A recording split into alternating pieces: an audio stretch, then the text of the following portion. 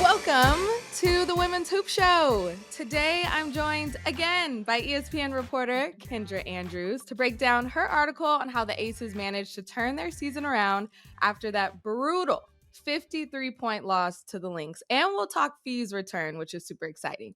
From there, we each reveal 5 underrated storylines from this season. Neither of us knows what the other picked, so it should be really fun to see what happens there. We'll also close things out with Sending Flowers, sponsored by Cash App, where we highlight players and individual who deserves their flowers. Let's dive in. We got a lot to get to. Kendra, welcome back to the Women's Hoop Show. How are you? Thanks for having me. I'm so good. I'm happy to be back. Yay! Well, we're happy to have you back. Perfect timing, because both of your recent stories are now back in the limelight.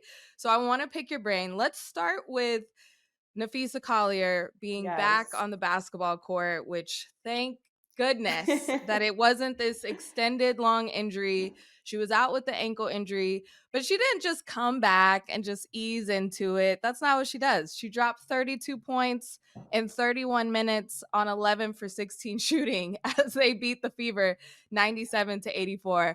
You're shaking your head because we all were shaking our head like, of course, Phee does this. What were your takeaways of just seeing her back and healthy? I want to know what the last week looked like for her, because she did not look like out of conditioning at all, right? And you hear so much of when players come back from a couple weeks, which she missed, I think, up to 3 weeks. Oh, I got to get my feet back. I got to get my legs back. I got to get my breath back.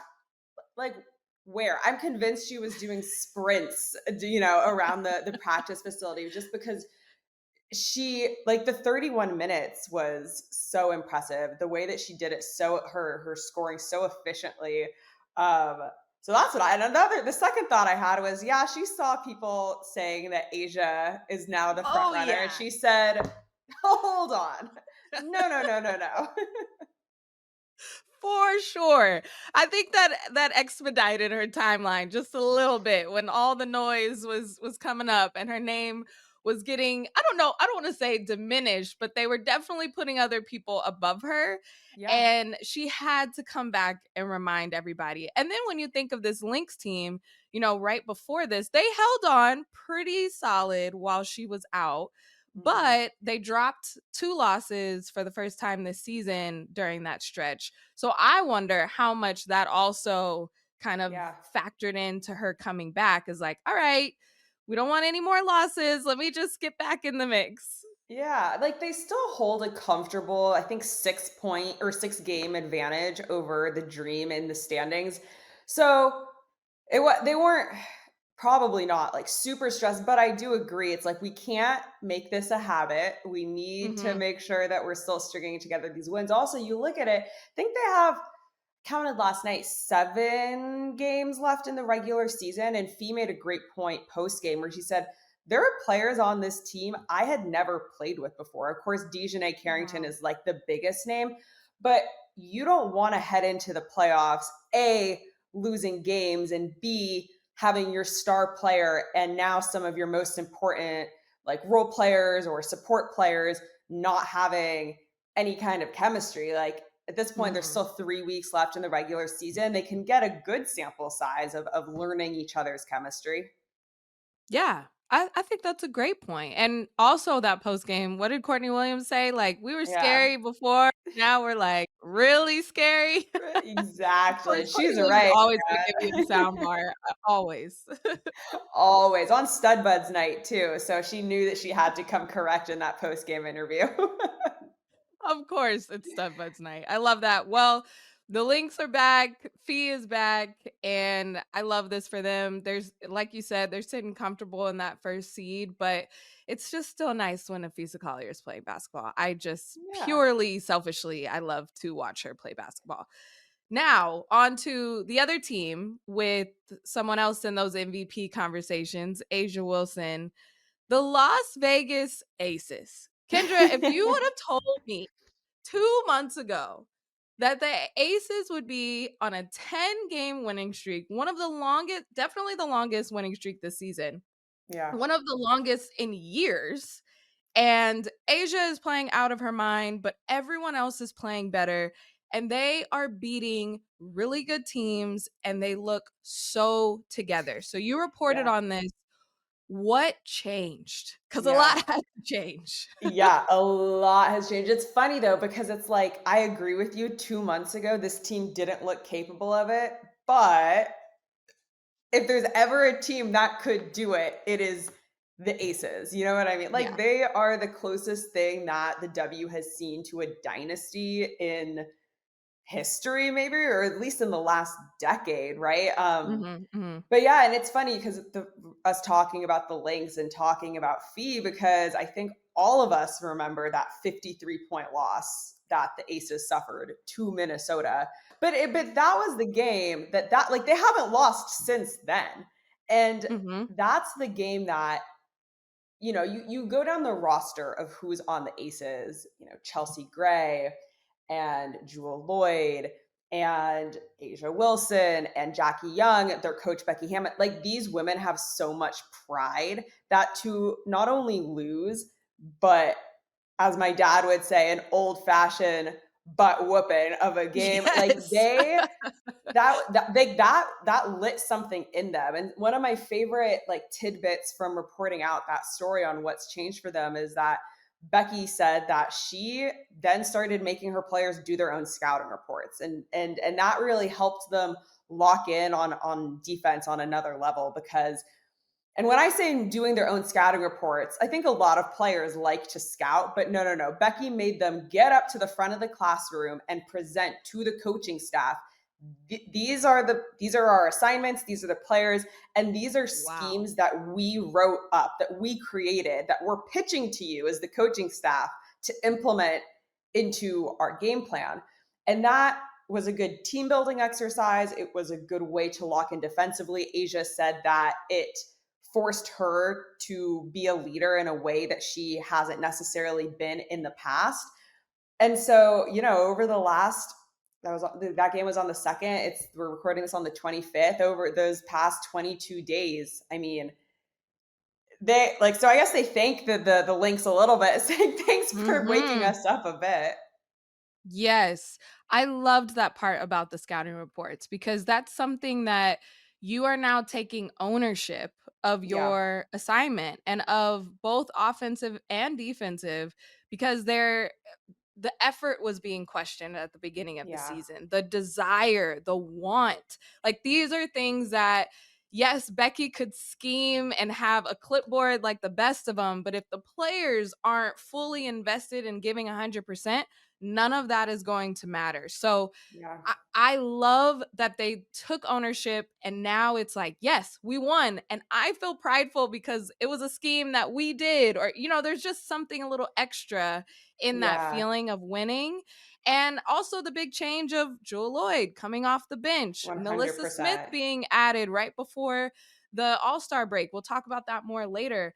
But all of these little changes that needed to happen and it's paying off. Like Yeah. 10 games in a row is a really big deal. Incredible, incredible, and at this time of year too, right? Yeah. We saw them skyrocket from what, like, at least down to 7. They were hanging on to Mhm. the playoff picture by a thread. Now they're in the top 3 in the standings, and Yes. like, they play. I will be so locked into the Aces and the Dream play, I think, on Wednesday. And Oh, that yes. game, I am going to be locked so close in on, because I mean, every game is huge, but like that one, like, they could get into Mhm. second. Like, they have a chance to get into second. It's absolutely See. crazy, like, thinking of where they were, like you said, a couple months ago. And I think you make a great point with Jewel, and her Mhm. sacrifice to come off the bench. And I was talking to some of my colleagues about it, and they were like, yeah, because she did come off the bench previously. I think the last time she did was 2019. But they were telling me Mm. when that happened, when she was in Seattle, it took a knock, it, like, it appeared to knock her confidence. For this Yes. one, it's something Becky said, no, Jewel came to me several times and said, Becky, bring me off the bench. And Becky was the one hesitant to do it at first. And Mm. I think that that is so much personal growth for Jewel, but also like we're talking about ownership. Like, what can I do to make this team win? And it's worked out so well for them. Yes, that 2019 Seattle team, when you go back to even just the 2018 Seattle team, Yeah. that was when they won the championship. So a year later, you're saying, actually, we're diminishing your role when we have other superstars. Then you Hmm. evolve to being the number one option at Seattle, being the scoring champ a few years later, to everyone is expecting that Jewel this season on the Aces, and the expectations are through the roof. You guys are Yeah. title contenders. And once that wasn't happening, you're right. Maturity for Jewel to say, all right, we gotta try. At least let's try it. Right. And that has been working and tied to their winning streak a lot of the Yeah. time. Yeah. The other big part is Asia Wilson. So I want Uh, to know. I mean, yeah, let's not undersell Asia here. Ugh, let's not undersell that. And Asia is doing what Asia does. But do you feel like with this winning streak, with them now, because my biggest caveat, I'm going to ask you, Kendra, my biggest caveat this whole season was like, I yeah, know. Asia is doing MVP numbers, but the team is losing. The team is I at the bottom know. of the standings. Now we can't say that anymore, No. especially by the end of this week, they're in the second. That Yeah. has to be a huge factor in if she's in these MVP conversations. Yeah, I'm stressed. Like I don't I because I agree with you. I have a vote and I don't know what to do with Yeah, my vote fair. because it is and it's also the fact that like the Aces went on this crazy spree and Asia's been doing this while Phee was Wild out. Theme. Like, you know what I Yes, mean? So yes. The that's like a timing. double it's like a double punch of like, yeah, she came back last night and said, wait. But I'm like, and so it really is like those two for me are just like what Asia has done is I mean it's like it's her. It should be expected. And I think this MVP like race is going to be absolutely insane. Another save the date for September 4th because the Aces and Lynx do we have one more Aces Lynx game on the calendar, which I'm so excited about. Oh And goodness. I mean maybe that's the game that I'm like winner gets my vote. I don't I don't know what to do. Because the thing and I was talking about it actually with someone last night while watching Fee and I asked I was like is she still the like I don't know like what do you think and he said and I don't know where I'll ask you this too like I don't know how I place this Mhm. he was saying the Aces without Asia Mhm. probably wouldn't be Mhm. on this win streak. The Mhm. Lynx Mhm. still managed to go 5-2 without Fee. Like, do you like? Does that play it in your mind of how the MVP race and conversation goes? It's tough. We've talked about it on the show before. It does I'll say it doesn't help Fee's Right. case. It would have helped it more if they would have lost a ton Yes. without her.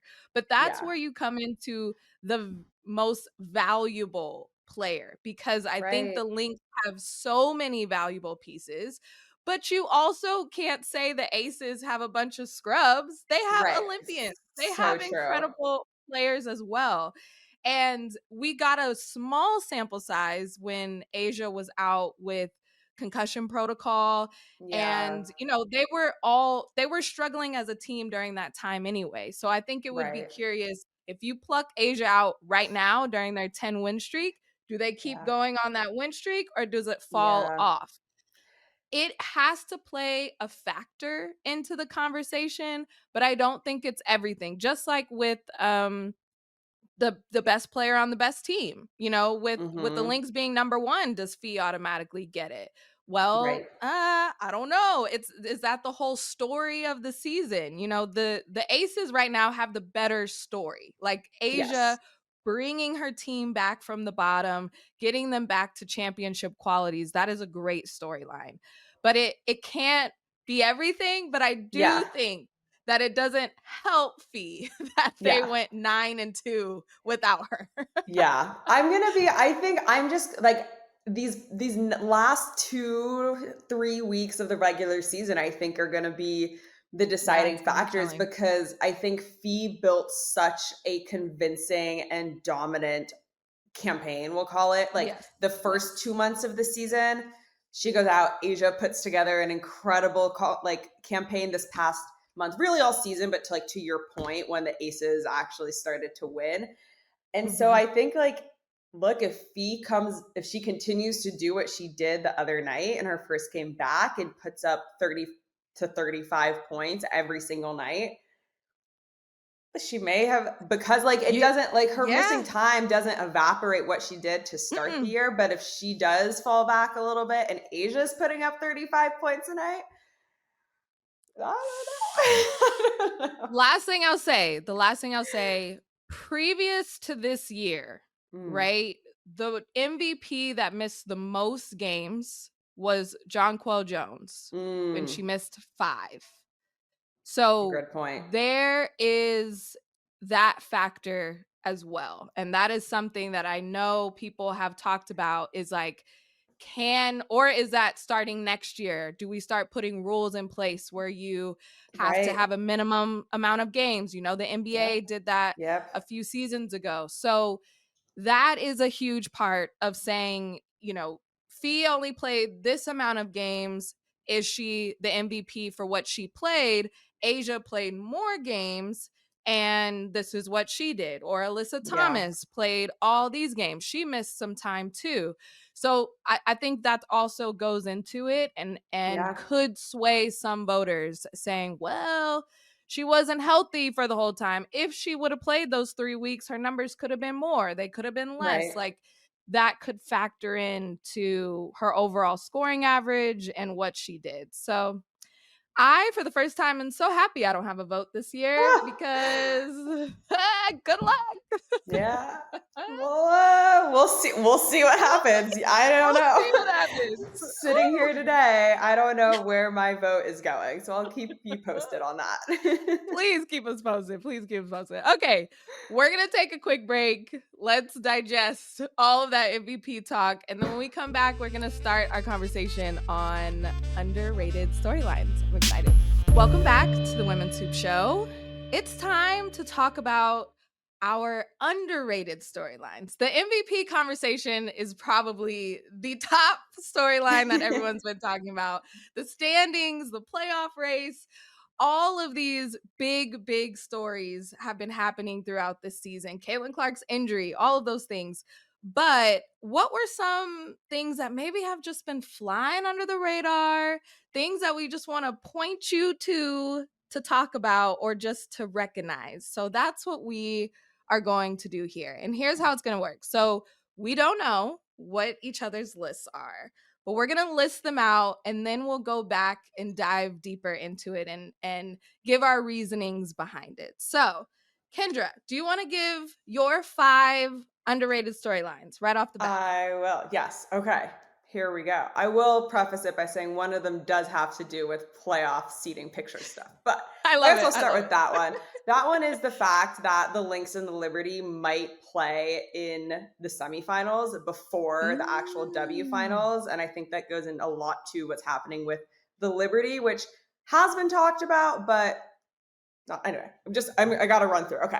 So Yes, next yeah, up, yeah. Run it through, run it through. next up, Naz Hillmon in Atlanta. I don't think she's getting talked enough about. Yes. Next Yes, on yes. my list is the rookie depth in Phoenix. Well, I Mhm. can't wait to dig Mhm. into that. Mhm. Number 4, what is going on in Chicago? I do not think Chicago's struggles have been discussed enough. Yes.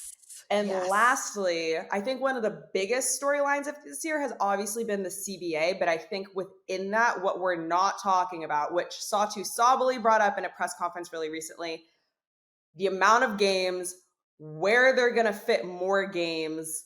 We got 2 Mhm. expansion teams coming in. The Yes. math needs to math somehow. I don't think that's being talked enough about. Yes. Okay, great list. Great list. Thank All right. you. So here's my list. I want to talk about all of these. I'm so excited. Yeah. Okay, first on We have mine. time. We have time. We have time. Sanaya Rivers on the Mm, defensive end. I don't think mm. we are talking about that enough. And then off of that, with yours, just overall the impact of rookies this Yes. season, more so just spread out across the whole league, but especially in Phoenix. So Yes. probably gonna talk about that one first because that's an overlap. Nneka Ogwumike, what she is doing this season, we have not talked about enough. There has been so many great players in the MVP race, but she's somehow having her best season at 34. We're not talking about it.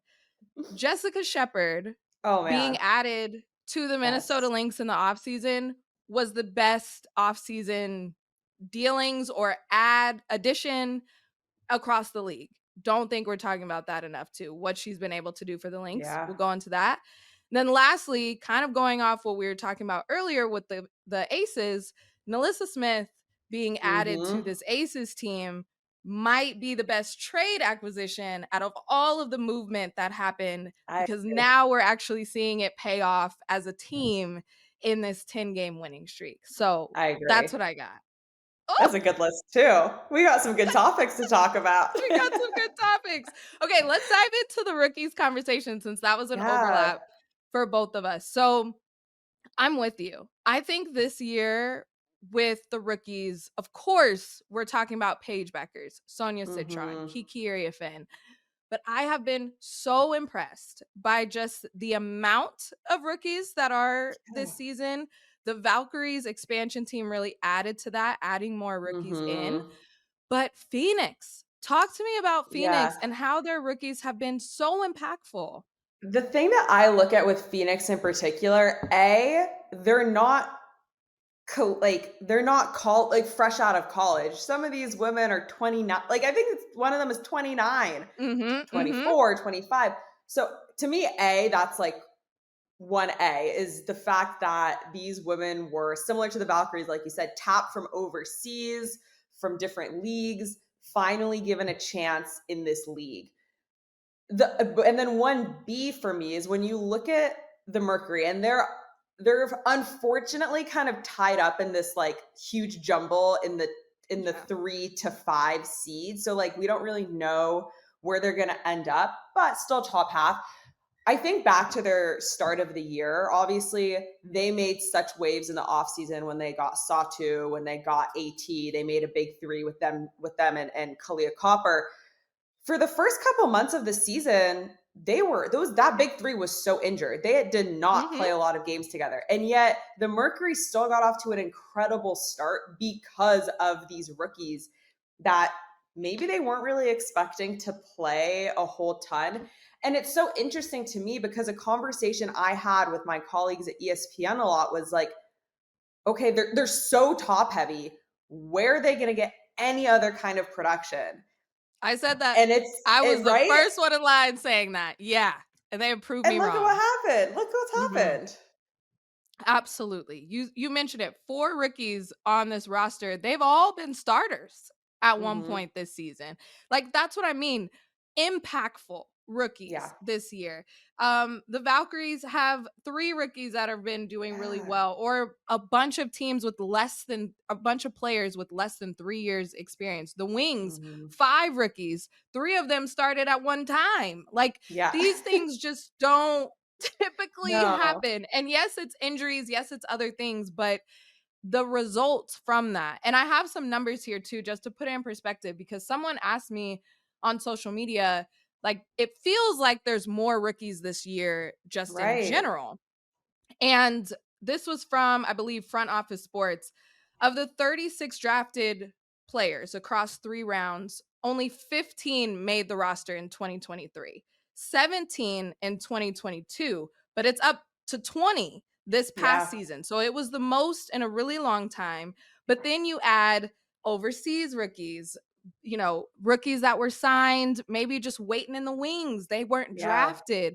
So the numbers are especially up. And then I think it's also interesting, too, that the draft went from 36 to 38 picks this year, but also from the 2023 draft, half of the first round picks weren't on a roster in That's 2025. crazy. That's I don't crazy. Right? First round draft picks. Yeah. There are some third rounders getting some minutes. JJ Quinterly, who's just, out with an ACL injury, but she was starting and she was a Yeah. third rounder. So this is like a little bit unprecedented in the times of rookies, not only because Mhm. of the numbers, and it's a lot, but the impact that they've been having. So Yeah. that, I don't think we're talking about that enough. I think No, that's I don't think so perfect. either, and I think the fact that, like, those numbers that you're saying of rookies making teams versus being waived are so crazy, and I was talking to someone, an exec, like, a couple of weeks or days ago, and I was like, in the W, a number 10 pick in the first round feels like a second round pick sometimes, Mhm. and so Mhm. right now, it's so nice to see no, like, they like you said, like these people are getting signed to their teams and then they're having a heavy impact. My one last thing about particularly the Phoenix rookies and their depth being tested early on is now when they go into the playoffs, there if there are moments like they know Yes. what they can get from this young depth. And I keep saying that because again, you look at the Aces, you look at Minnesota, you look at even New York, all the stuff we kind of know what to expect from their depth. They're Mhm. veteran teams. And so when you have a bench that's made up of inexperienced players, it's scary and hard for coaches, for players to trust each Yeah. other in playoff situations. So throwing them into the fire, I think gives them clearly not as much experience as some of these other veteran teams, but it does give them a little bit less unknown when the postseason Mhm. rolls around. That is a great, great point. Having Mako Ogani running your point as a quote unquote rookie, Yeah. still like they trust and believe in her. And that is so important when it comes playoff time, especially with all these injuries around the league. You Yeah. don't know what's gonna happen. It is a No. next woman up mentality, and you gotta have trust on who's next in line. So Yeah. great one. Okay, I love that. I'm gonna roll off of that and talk about Yeah. Sanaya Rivers Let's because do it.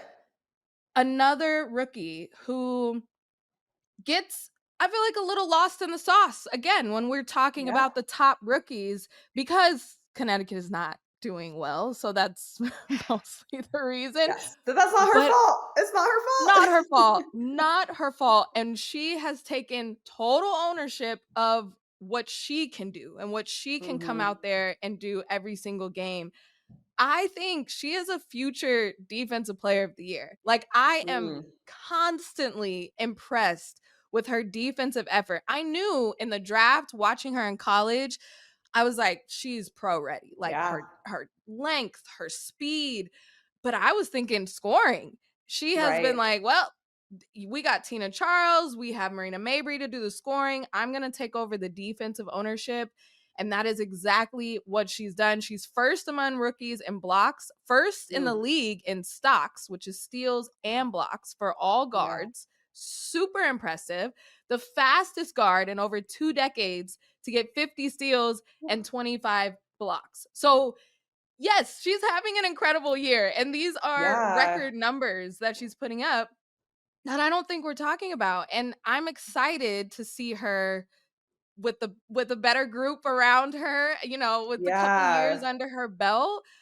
I for sure she can, if she's not depoy first team all defense, like she has really carving out a lane for her as a Yeah. defensive player. It's been fun I to l watch. I love that point too of her carving out that role because, like you said, I think so many times a lot of rookies come into a professional league and they don't know where to fit in sometimes, especially when you're amongst some, like, really talented historic veterans like she is Mhm. in Mhm. Connecticut, plus you add on the fact that they are a team that's struggling, so it's like, where do I make an impact? How do I do it? And yeah, like, I think that that's only gonna help her in the future. That and I also love like her personality from afar Yeah. just seems like such a good person to be around. And so Yes. I think like, we're definitely not talking about her enough at all. Totally. Personality is huge. I think people want to play with her. I think that's going to Yeah. help the Sun down the line because they drafted Yeah. super well this draft. And I think when vets are looking at where to go, who knows where Connecticut will be in a couple years. That's a whole nother Well, story. conversation, But yeah. but I think people are gonna want to play with her because of the effort that she has and the TikToks and the superstardom that is on the cusp for Sinai Yeah. Rivers. So I'm Well, so excited about that. I also think when you think of like the fact that you were talking about when you watched her in college and in the tournament, it was about her offense. So we know that Mhm. she still has those abilities. And when you look at a team like Connecticut, who like we said, like there who knows what their rebuilding process looks like at this point. There are so many questions that who knows how long it's going to take to play out. But I think that Yeah. when you have a young player like her, you have a piece that could be like a huge part of your future that you can Mhm. start saying, okay, if we're going to choose a direction, she can be part of that nucleus if we can keep her here and stuff. And I think that Mhm. that's like something super exciting for teams who are struggling. They need to find that, and sometimes it takes a while for them to do it, but it seems like they have one in Sanaya. Yes, they do. They should build around her. At least they got her on this rookie contract if they don't trade her away, Yes. but I'm so excited. The upside for her future is Yeah. really really promising. Yeah. Okay. I personally want to talk about this Minnesota and Liberty Yeah, let's do potentially it. matchup, not a finals rematch. Tell me Yeah. everything. We're not I talking mean, about this because you're right. I didn't even realize that this was a thing until right now.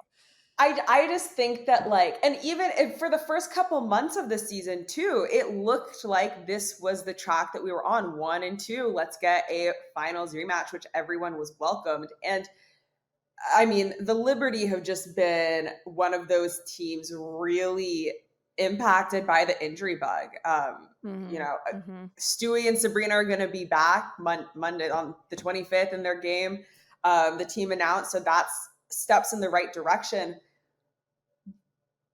But I still just think that for the past couple of months, the Liberty have been they've just been underperforming, and they've gotten some Mhm. really decent wins. Like they beat the Lynx in their last matchup.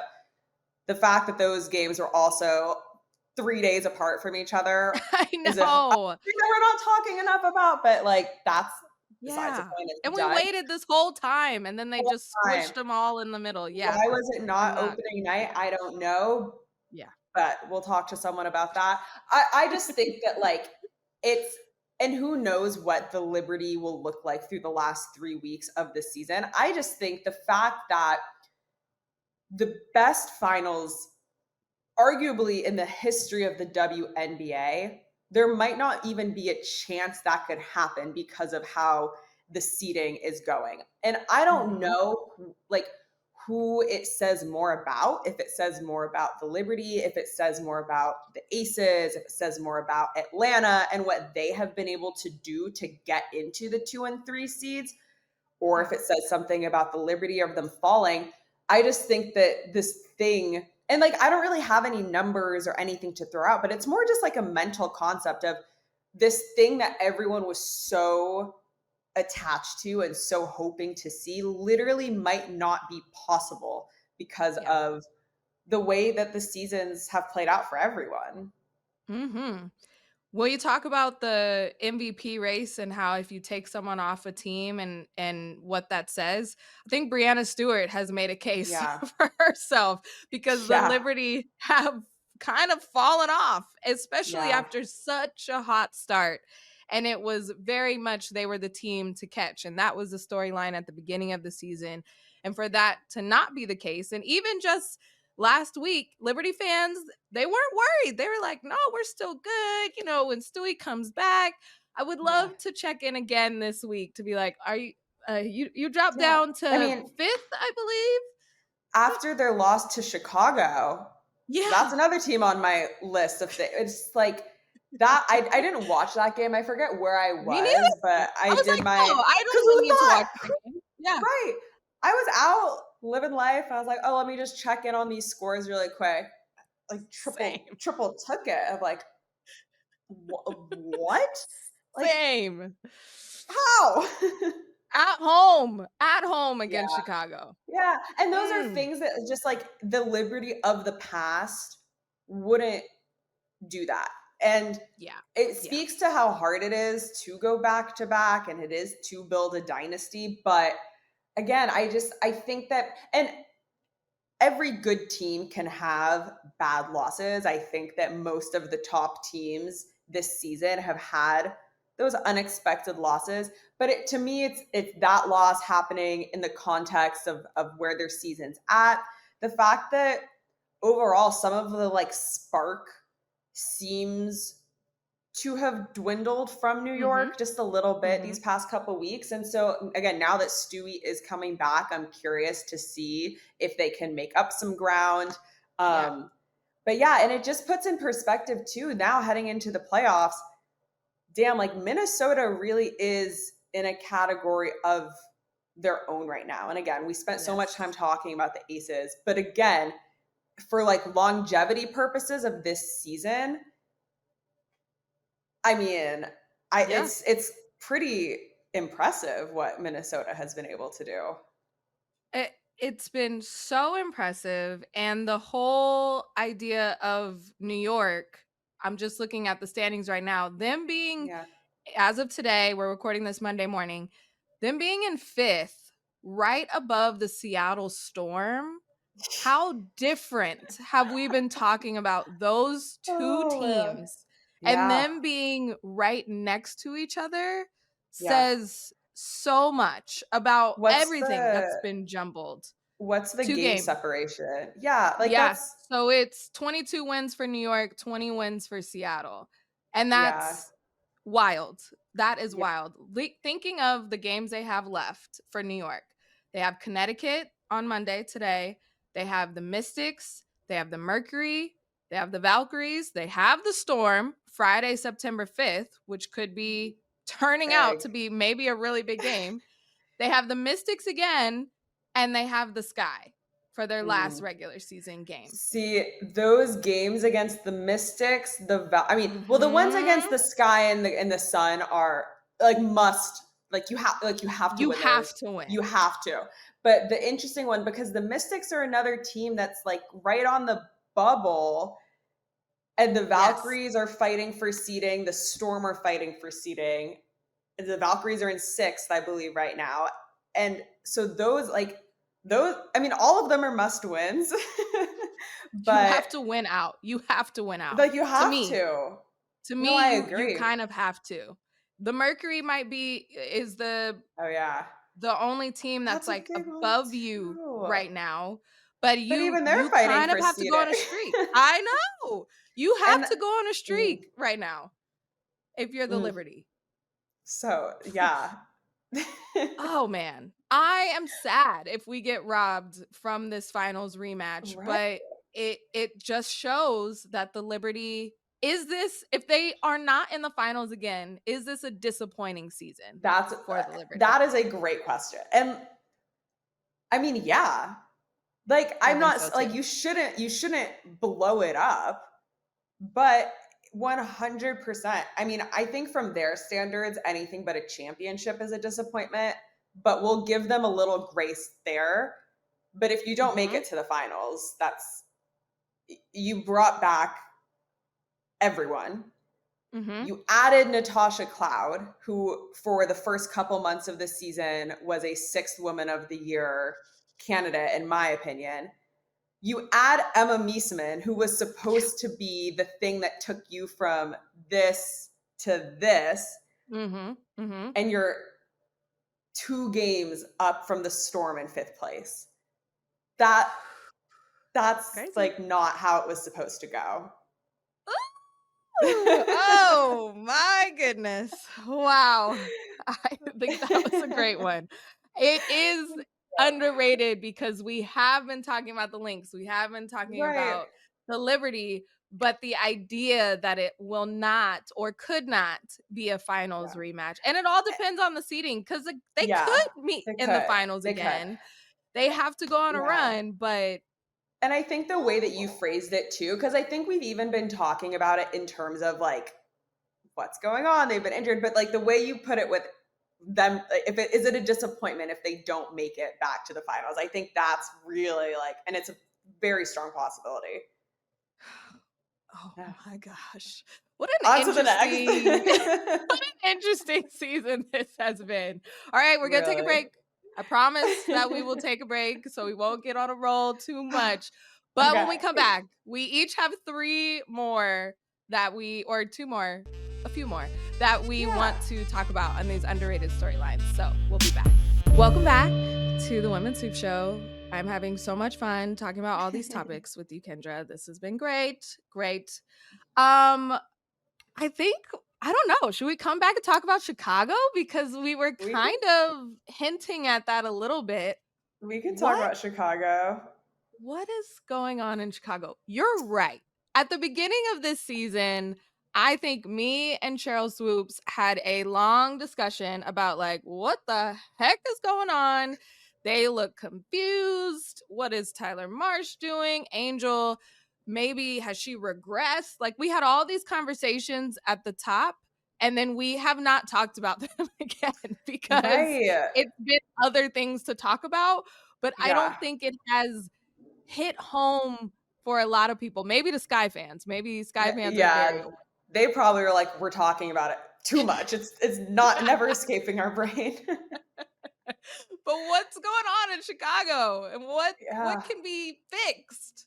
My I don't God. I don't know. And it's one of those things because I think back again to the start of the season and when we were entering. And again, I was looking at some of the preseason predictions and rankings that me and my ESPN colleagues made, and we had the Sky at like sixth and seventh, just Yeah. because it's like, okay, Angel has a season under her belt. Cardosa has a season under her belt. Those two are, I mean, they're such beasts, they can only progress. You add a Haley Van Lith, what does that look like? You get back Vandersloot. That's a great veteran point Mhm. guard. And of course, like her injury was devastating for them. But Yeah. I think, I mean, it's just so much more than that. And I asked, I don't know what's going on in Chicago. I don't have the answer. But I just think it's one of those teams that we thought would take steps forward.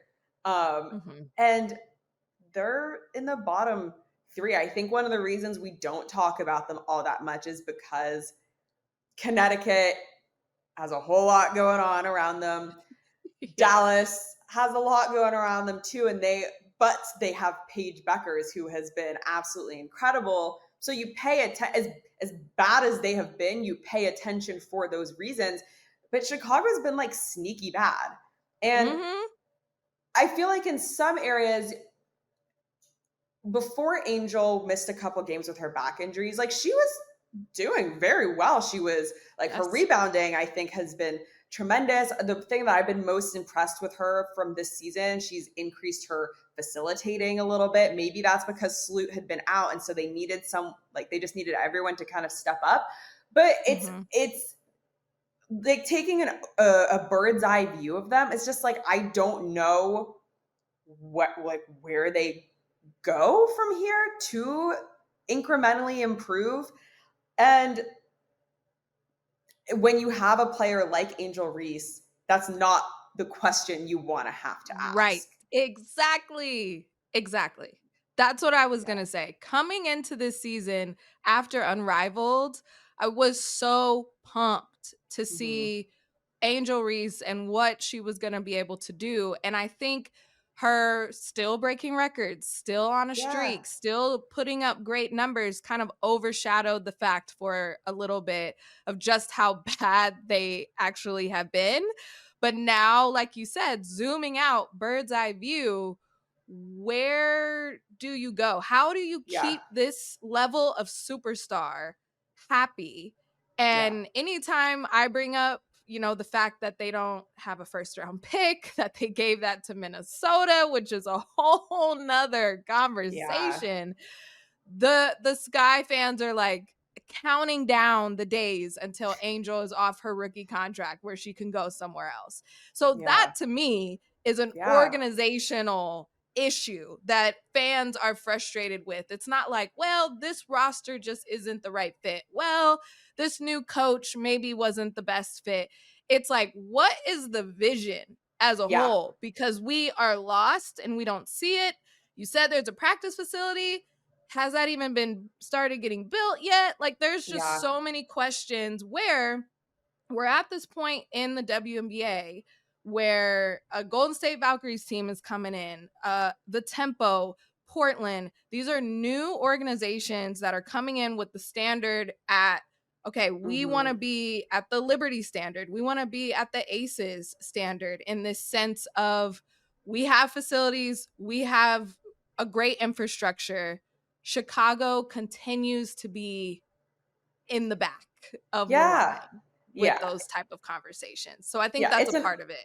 It's an arms race. Like the W is an absolute arms race right now, and Chicago is in the back of it. And I think you bring up a great point that they don't have a first round pick anymore. And so and those are the questions of like, because fans, viewers, whoever will always say, oh, like let's make this trade, let's get this person, whatever. Mhm, But you mhm. have to look at the assets that you have to go get things. And I don't think the Sky have many assets to even I don't, and this isn't even thinking about who they would want to go target. It's just again, and like overall, I don't know how much like flexibility they really have to make moves that could actually make an impact. And I think that that's like it's tough. It's not looking It's good. tough. No. It's not looking good. I'm It's tough. sorry, Sky fans. If you were wanting something positive from the I'm sorry. I you got to win over the Liberty. That could be a great It's thing to big. celebrate. That That's big. was that was big. But other than that, little I Yeah. guess that was a game when you saw both Camila Cardoso and Angel Reese in in 20s getting 20 Yeah. points, getting big rebounds. You're like, wow, we thought this is what was going to be all season long. So it was a Yeah. glimpse of maybe the possibility of what it could be. I also think as a former point guard, this team shows that when you don't have a solid, great point guard and Courtney Vandersloot going out, and then they don't really get anyone to replace her as a true point guard, Hmm. shows the value that you Yeah. need a true I PG. So, And especially, I think that especially when, yeah, have your moment. Shout out to the yeah, point yeah. guards all Shout over out to the the point world. guards. Yes. I think especially when your two franchise players are bigs. I think that that Yes. is like, because if all you do is Oh, go down low every single time, okay, just pack the paint, pack the paint, pack the paint, pack the paint. But you need more. You need more. You need a facilitator. You need a ball handler to set them up so they're not just going one on one every single time down. man. Um, so hey, you know what? Yeah. You know what? Maybe Courtney Vandersloot comes back next year, maybe, and Maybe. maybe there's improvement. But it's a big, Okay. big Big maybe. maybe. Big maybe. I'm trying to I offer hope. I'm trying to offer hope to Yeah. the Sky world. I think Like, Sloot might be done. Sloot that's might why be I'm saying done, maybe. but That's why I I'm saying big, big maybe. maybe. Okay, all right, we got to move on. Sorry, Chicago. Sorry, It's sorry. Okay, I'm gonna okay. kind of mix two of Yeah. mine together, just with two players who are having huge, impactful seasons. I want to start with Nneka. Nneka Yes. at 34 years old. I think there have been so many rumors, things flying with the Seattle Storm organization, Hmm. with making trades, with people unhappy, that what has been lost is how great and efficient and solid Nneka has been this season. When you think about she is a former MVP in this league, and Skylar said it before. She is the most disrespected MVP of this league. And I agree because we are comparing her MVP numbers to this year. She's doing better. She has more points this season than she has Yeah. ever had in her career. She's also played the most games so far with 38 to this point. And she's definitely going to pass minutes played. And this is Mhm. a 10-time All-Star. This is a vet Yeah. of vets, and she's still getting better. She's third most in total points for the season at almost 700. So when we're talking about MVP conversations, I have never seen anyone put Nneka's name in there. And I think that is one of those underrated storylines. She just on Sunday had her second 30 piece of the season with that incredible classic turnaround buzzer beater Yes. So Nneka good. jumper. That was so good. And it just made me just go, yeah, of course Nneka has 30. But why isn't that what everyone Right. talks about? Why isn't that in the headlines as much? I think Fee's 30 point already overshadowed her 30 piece. Yeah. And I just, we have to We give have to talk more of a about it. spotlight on Yeah, Nneka. we have to talk about it. I mean, we talk about longevity in some sports or in a lot of Yeah. sports and stuff, and NECA is right up there with like longevity and the fact that at this point, like you're saying, she's played the most games she's played in. She's going to be playing the most minutes she's played in. I mean, like that in itself is Mhm. incredible and has to be put up there in those conversations about people extending their careers. And I think you're right. I think almost like we were talking about with Asia and the Aces of when your team isn't doing as well, your MVP Yeah. conversation goes down. And especially Mhm. like also you Mhm. mentioned the other storylines surrounding Seattle has probably it's sexier for people to talk about those things. But I think you're right. Like NECA is one of those players who is just never shook. Like she Yeah. is steady as a rock. And it is like it's just so impressive that she's still doing it at this level at this point in her career. She made All-Star again. And like Again. if I think like again, the Storm are still in this playoff hunt and in this playoff race. And I think that NECA, like if NECA has anything to say about it, she's gonna be like, okay, guys, get out of my way. Let's Yes. let's take care of this right now.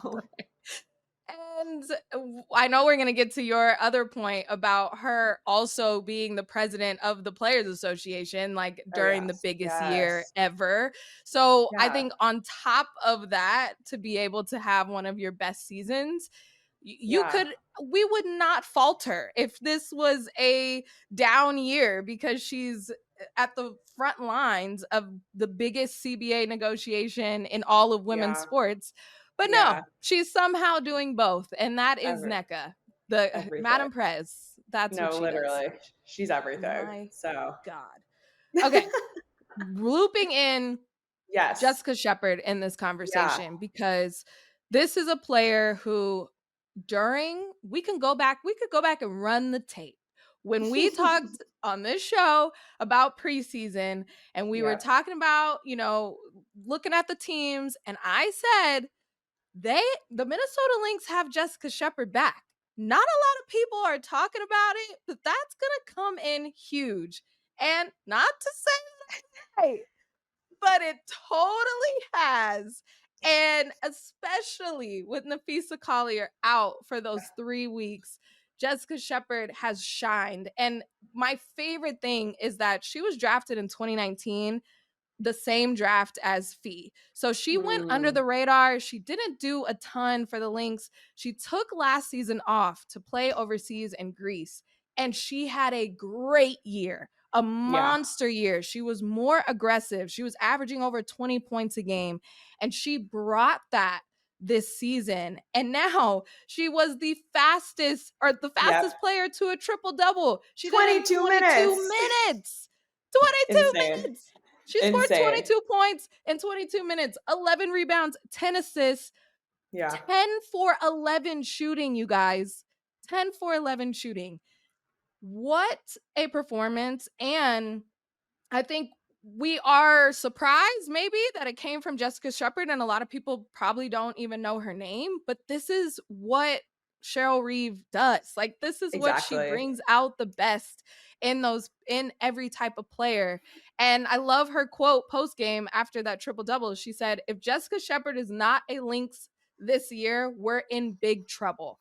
So like, she is a huge piece to this Yeah. Lynx success, and Yeah. I don't think people are talking about it enough. No, they're She's not, and great. it's a testament to the depth that the Lynx have and the characters and the personalities, but that just makes it even scarier. The fact Yeah. that you have someone, quote, unquote, "buried," not in the rotation or anything like that, but, like, buried on your team in terms of Mhm. notoriety, who can put up a triple double in 22 minutes. Yeah. Oh my god, like, oh my god, like, that is a scary thing to not have number 1 on your scouting report. Like, the fact that Mhm. you have to worry about that kind of player, in addition to having to worry about the Kayla McBrides and the Napheesa Mhm. Colliers and the Courtney Mhm. Williams and the Dejanay Carringtons, like, my god, like, that is, like, such a luxury, and it's so nice, I think, for teams to have those kinds of weapons who, on a night in, out basis, you don't have to say, "Hey, I need you to go and just absolutely dominate," but Yeah. can do it if they need to. I think that those are the players that separate good and, like, decently deep teams to great, they're unrelenting, they're going to overwhelm you with their options kind of teams. And I mean, in every way that's what this Lynx team is. And yeah, I agree, she has not been talked enough about. Yes. I love what you said before. It just goes to show how head and shoulders the Lynx Yeah. are above Yeah. everybody, and the moves they made, bringing her back, they had to retool to make sure they were getting the finals this year, and Yeah. I think someone like a Jessica Shepard in a game 3 at home, like, she's gonna have a huge monster game and Yeah. unexpectedly in the playoffs that's going to get them a win. And that's the type of player that she is. So Yeah. shout out to you, Yeah. Jess Shepard. I love it. Yeah. Yes. Okay. Should I in the scheme of, like, I'll just throw out my last player and then we can end with the quick schedule then, because I was going to Perfect. talk about Hillmon, just in terms of, Yes. again, like, Yes. these Yes. players that I think have fallen under the radar. I think that Hillmon with Atlanta is, I mean, throw her in the MIP and sixth player of the year Yes. conversation, because her development to me has been so in tandem with the team, or with the dream, like, climbing the standings and getting better. And now you have, and it's interesting, I was looking at her numbers. Let's see, she's averaging 8.3 points in 24 minutes. That's not that much from what it was last year. It was, well, it was 5.7 in 21 minutes in 2024, 8.3 in Hmm. 24 minutes now. She has the best plus minus of all bench players who have played in at least 15 games. And the way Wow. that she can come into a game and she just shifts momentum for Atlanta has been absolutely astounding. And then I think the other thing with this, and it's not necessarily about Nas, but it's about the Dreams bench. They moved Brittany Griner into the second unit. And I think that that was also a really good decision by them, because now you have Mhm. Nas and DG as this inside out big guard duo that I think Mhm. also just helps their depth. And again, we're talking about, like, unrelenting second units. It just gives the dream, like, more dynamic when you go through their roster head to toe. You have Bree Jones in the starting lineup with Alicia Gray, Ryan Howard. I mean, that trio has been fantastic. Mhm. And then you have this duo now on the bench. But yeah, I think Nas is, like, people haven't been paying as much attention to her, and I think that she is someone we have to talk about. Oh, yes. I love Nas Hillman talk because the numbers don't tell the full story. And my Yeah, favorite thing about it is even when I was, interviewing players on the orange carpet for All-Star and talked to both Ryan Howard and Alicia Gray about their season, they both brought up Nas and how yeah. her confidence is soaring, how they have been telling her that she is a three-point shooter and her three-point attempts have like tripled since from years past, and they have so much confidence in her that it's just overflowing Mhm. onto the dream team. And that is a huge reason why they're at number 2, because I don't, even with Ryan missing a significant amount of time, Yeah, Alicia Gray has been in those MVP conversations, but it couldn't just be them. And it has yeah, been more so the others and everybody else working together, and Carl Smesko just being incredible and like a yeah. collective unit. But Nas has really, really shined. So I love that you brought Yeah. her up. That's such a good one. Thank you. Okay, let's talk about the scheduling because you're so Last one. right. You are Yeah. so right. I heard Gabby Williams went on Sarah Spain's podcast and she talked about like, we're tired. Like, we are so Mhm. tired and we can't imagine. Are we going to play two a days starting next year? Like, how are Right, they going to fit in the schedule? right. So, even the players are like, Yeah. what's going to What's happen? Because it happening? can't be this. So, Yeah, you're and so right with this. Saw to after the Mercury had a back-to-back home and away. I think it was Golden State Vegas, I believe was the back-to-back. But they were she was just talking about like, player safety and player health and all this stuff, and everyone, the lovely Twitter trolls and stuff, or oh, NBA plays back to back all the time, like all this stuff. And they do. I get it. Yeah. I get it. But you have to look at the progression of the W and how just a couple years ago, I mean, like they've added so many games already in the past couple years. The other thing Mhm. that you have to look at is that you only have 12, 13 roster spots, 12 maybe. You don't have 12. a lot of you don't have yeah, you don't have a lot of roster spots. And so workload, all these things adds up at a different speed than it does Mhm. in the NBA. Third of all, then yeah, you're adding two expansion teams next year. That's four more games per team if you're doing two and two home, two Wow. road, right? Yeah. Because each team plays each other mostly, I think, two on the road, two at home. Okay. So like where do you fit these additional games in? Because we're running out Mhm. of days in the week. And then it opens up this whole other conversation, which you don't have to get too much in the weeds of, but just like food for thought. Do you extend the season? If you do, where do you extend the season? Do you Yeah. move the W draft earlier? Okay, but then college players already only have 2 weeks or something between the end of March Madness. If you're in the title game, which for the past 2 years, the number one picks have made it extremely far in the tournament, Mhm. or do you Mhm. push it back into the fall? Then the next the next layer of Yeah. this is, what does that mean for overseas? What does that mean for Athletes Unlimited? What does that mean for Unrivaled? Because that is, and it's interesting. Diana Taurasi talked about it in her documentary. The Mhm. WNBA was her side gig. She made, like, Russia was where she made all of her money.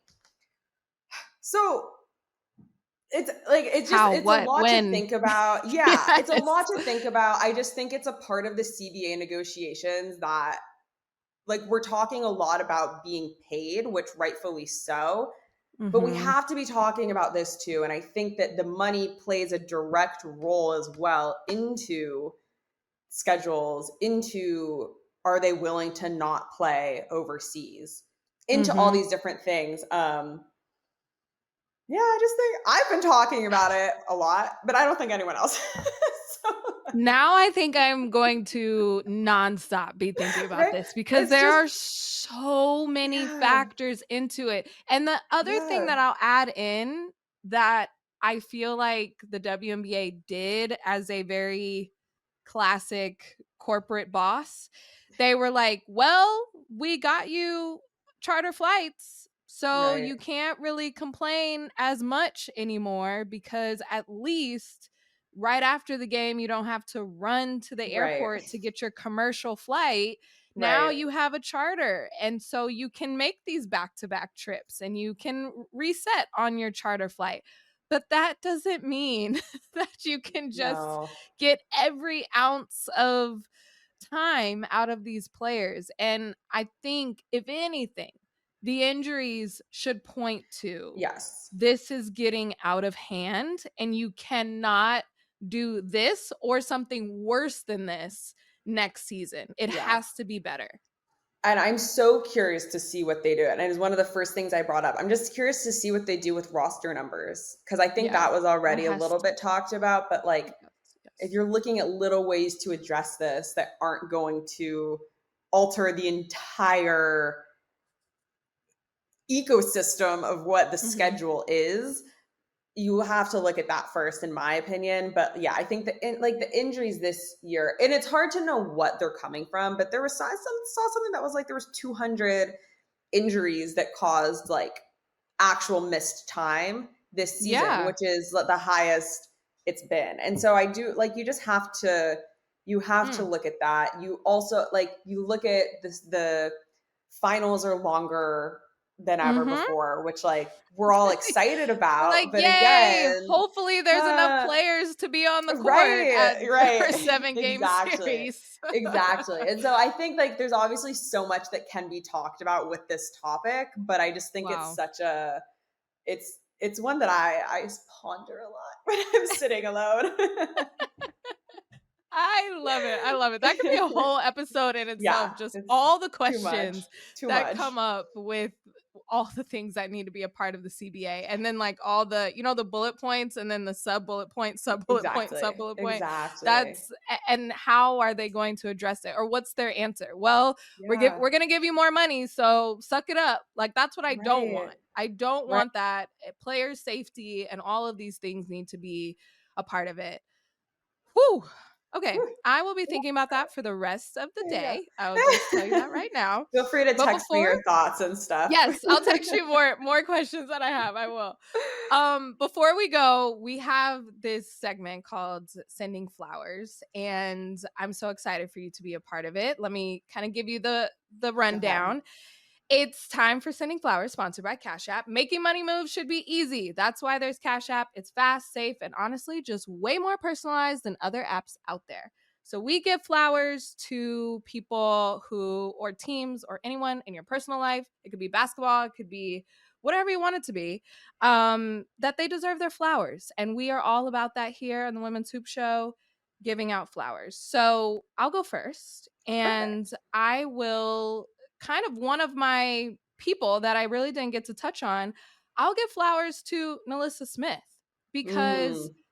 what she has been able to do this season, she, first of all, looks happier. She looks so happy to be playing for the Las Vegas Aces. So, flowers for that, for your happiness, but also for the jumps and leaps that the Mhm. Las Vegas Aces team have been able to make in so many other areas. But when you think of Melissa Smith's journey, when she was drafted to the Fever, she was like the woman. Like she was averaging Mhm. over 15 points a game, 9 rebounds. She had a dip the next season, her minutes and her production. She goes to Dallas. She's super excited about that. She's with her girlfriend, Dejanay Carrington. Then she gets traded. She could have pouted. She could have been so upset with this change, her second time being traded in a calendar year, but she did not. And she has been balling and hooping and winning, which I know Yeah. she's very excited about going Yeah. from that last team she was on. So, Melissa Smith, I'm giving you I a love it. bouquet. You deserve it. There you Yeah, go. she does. And like Jewel Lloyd, our conversation about her coming off the bench, like eh, adding Melissa Smith also was like congruent with this rise that the Aces have been on. And so it's all the Hmm. pieces just coming together at the right time for them. And I think, yeah, She deserves Yeah. those flowers. I love it.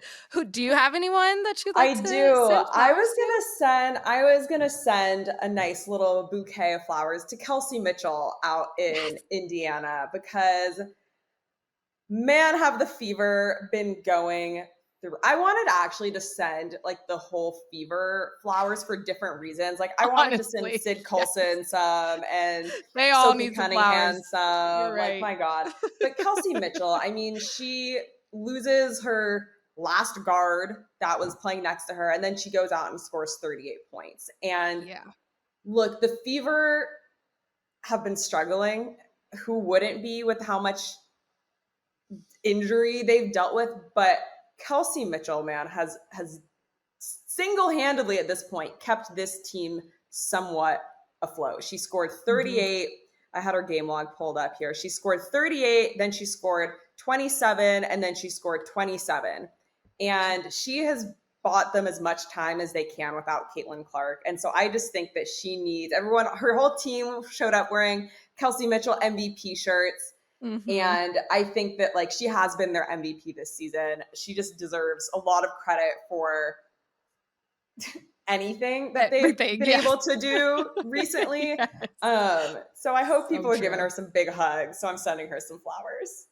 I love that. It needs to be just send a U-Haul. We're gonna just Yeah. back up a U-Haul of flowers to Yeah. the Indiana Fever facility Yeah. because they deserve it. They need it.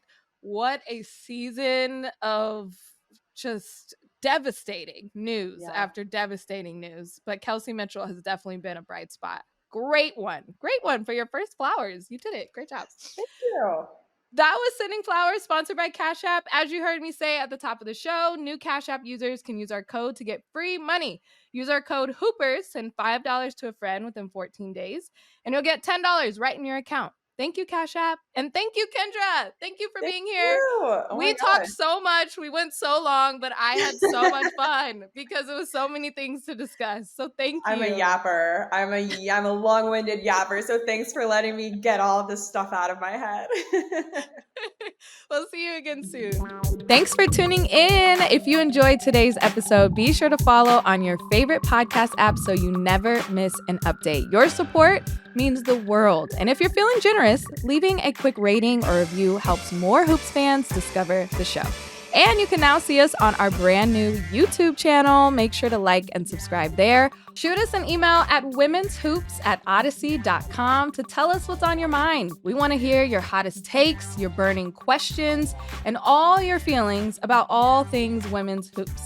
We just might feature your note on the show. That's women'shoops@odyssey.com. The Women's Hoop Show is an Odyssey original podcast hosted by me, Jordan Robinson. Our producer is Phil Sweetek. Our video team is led by Kurt Courtney and includes Tim Meikle, Evan Cox, Allison Jeffrey, and Lauren Vieira. Our executive producers are Greg Holtzman, Asha Saluja, Danny Freisinger, Maddie Sprunkheiser, and Leah Reese-Dennis. And special thanks to Moira Curran and Josephina Francis.